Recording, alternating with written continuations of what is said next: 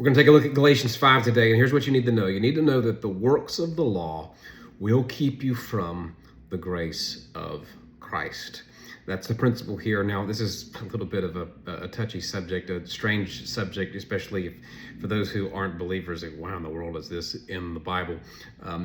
For those who are familiar with the Bible, you understand that a lot of times when the law is being referenced or following Judaism, following the works of the law, there is a term, a concept, a procedure that stands in the place of the law. It represents the law. So Paul is going to talk about circumcision, as strange as that might be, and it's the idea of that covenant of the keepers of the law, the Jews had. And so when he talks about circumcision, I don't want you to think about the act necessarily.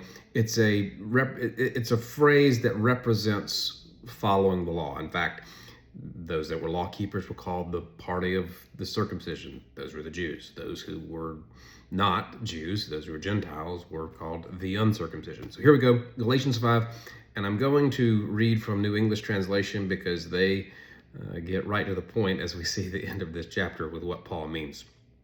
Here we go, Galatians 5. For freedom, Christ has set you free.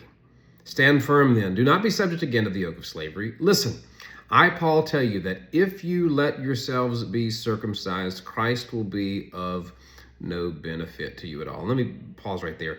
A better translation probably is the idea of accept circumcision. It's not the idea of going through the physical act. It's the idea of accepting the law as a necessary component of one's life in order to obtain salvation.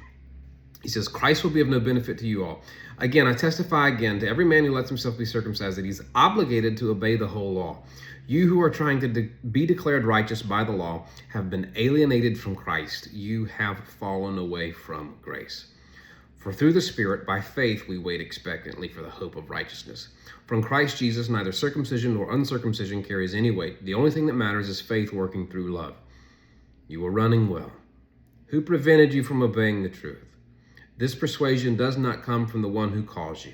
A little yeast makes the whole batch of dough rise. I am confident in the Lord that you will accept no other view, but the one who is confusing you will pay the penalty, whoever he may be. Now, brothers and sisters, if I am still preaching circumcision, why am I still being persecuted? In that case, the offense of the cross has been removed. Now, here's a tough statement.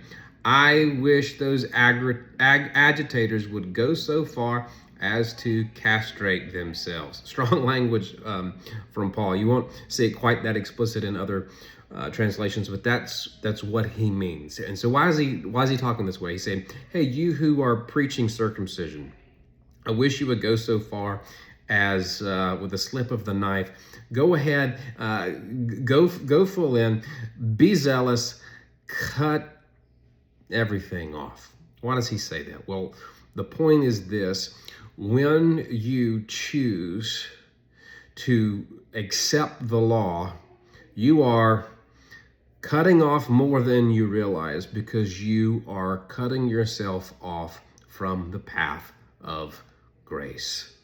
It's law or it's grace. Choose grace and keep reading.